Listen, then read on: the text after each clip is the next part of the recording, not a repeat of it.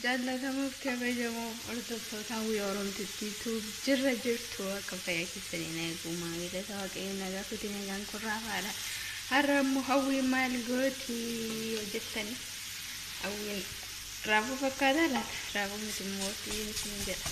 Amma fooqii deemee fuutiin jalaa gubate jallisa. Goddaa ishiiti ka? Maaliin godha qabbiin ta'e? Na raafuu fakkaata miti raafuu miti warra inni bisa isaan jedhan maashii sana godhu. Na isa gochuu kan inni jedha. Yoo biyya keenya Itoophiyaatti illee hin fayyadne warra dhufa hojiidhaaf dhufan hin fayyada viidiyoo maruutti hin jira. Innis qodaan itti fayyadamu kuni zayitii ejersaa jedhama miti afaan Oromoo keenyaan weeraa zayitii isa jedhamu yookaan olive oil isa jedhamudha. Isa kanaan fayyadamaa jechuudha yeroon isa hojjetu. Furdachuun barbaadan waan ta'eef normaalii takkaama.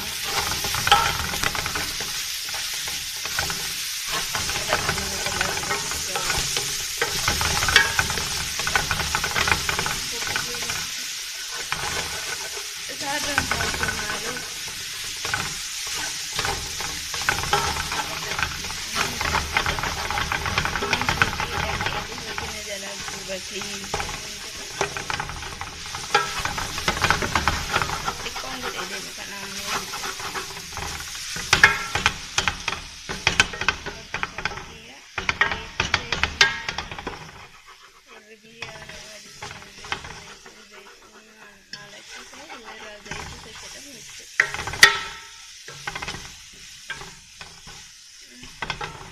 furdinaan barbaadu kanaan naqin zayitiidha.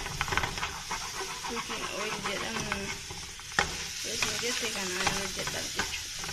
Barbaree bareechee itti naquutu wayyanatti fakkaata akka inni isaan akka keenyaatti miti barbareen jaallatan isaanii.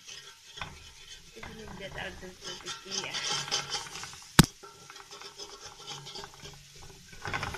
Akkasatti maal jedhu maashii fakkaatu jedhu uffadhee jaalchuu sabanamaa jechuudha. Kan akkanatti maramus shoortii viidiyoo irratti godheen ture akkasa kana.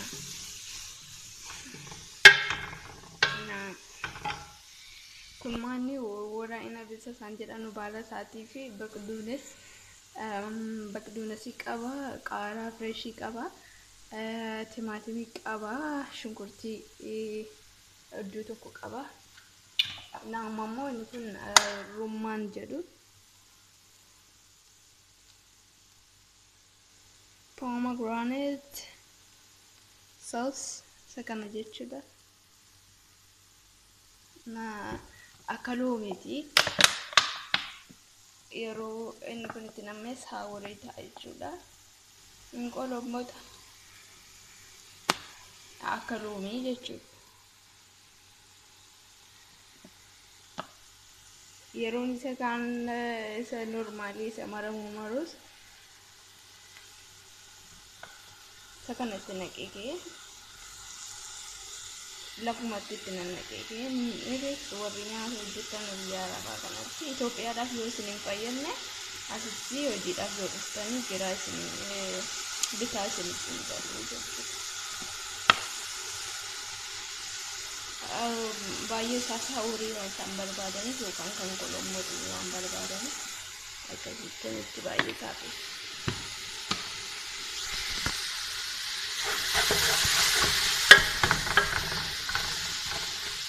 Viidiyoon ofiisooti qabadha.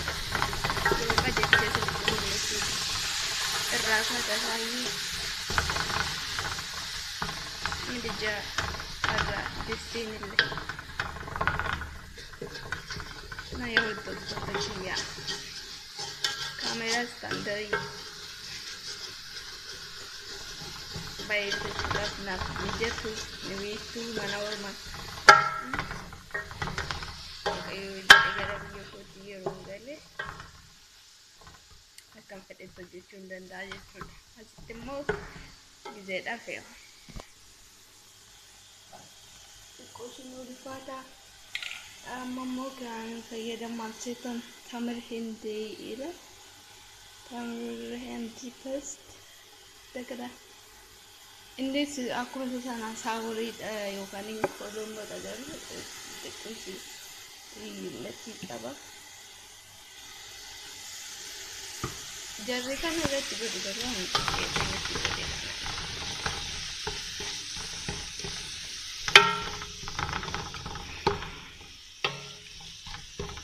Nabichashit jira overing gone abita kun immoo maajiidha kana banamne manam bana karra labatu keessa baakoo tokko keessa guddaa kana seentane baakoo tokko jira harka tokko waan natti ta'e banamne natti ulfaata ishee kana keessa lamatu jira lamaan nutti fayyadamu jechuudha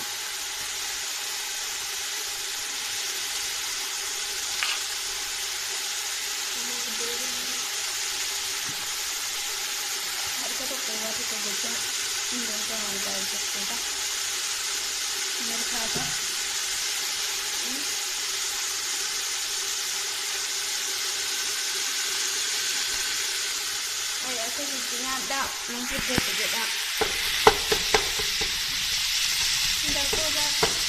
tidak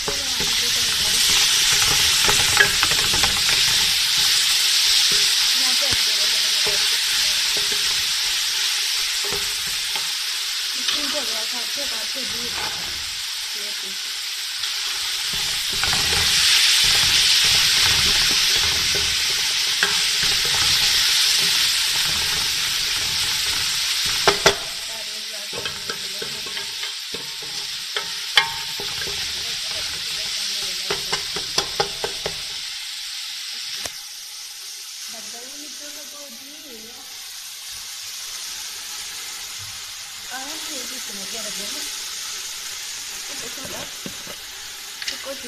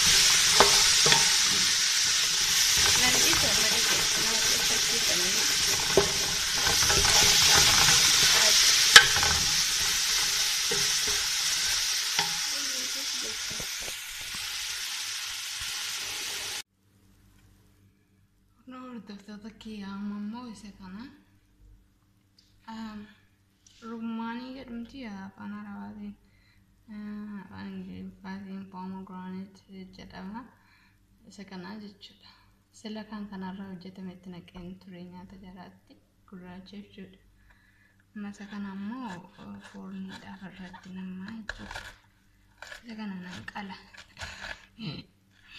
namura jechuu qooti ija isaan keessaa baafadhaa dhiiguu jammari kaamaali isa kana muriituu irra isaatti naqaa jechuudha baay'ee dhaggate jira amma ija isaan keessaa baasa jechuudha irra isaatti foorniidhaaf naqaa jechuudha kana irratti falaqas jedhe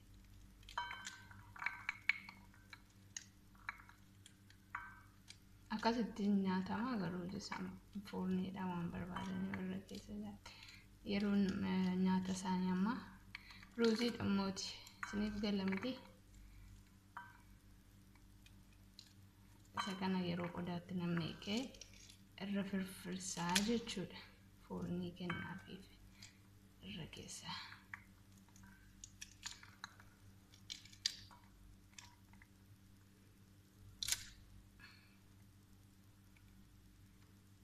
Anzi wajjin jengamaan jiru abbo.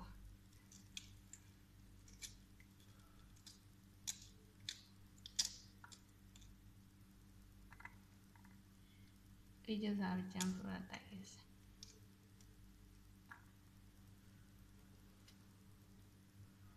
Keessa tafe safe. Anzi wajjin gaaggalaan jiru.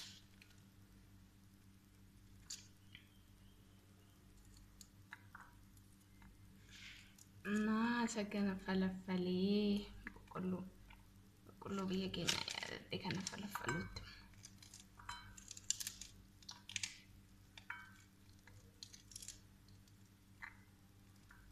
Viidiyoo waan isinitti dheeratuuf falaffalee amman fixutti yeroon deema waan ta'eef maal akka ta'e ni beektu warri biyya hambaa jirtan. Akkasumaan illee nyaatama jechuudha kaakilteedha. Sukkaara jedhamu sukkaaras baay'ee hin jedhu akka soogidda hin jedhu. Gidduudhuma galeessa mi'aayis hin mi'aawu soogidda hidhees hin jedhu. Natti faca'e mucammaa qaltee dhufte naana jedhan dhiiga fakkaataa ture.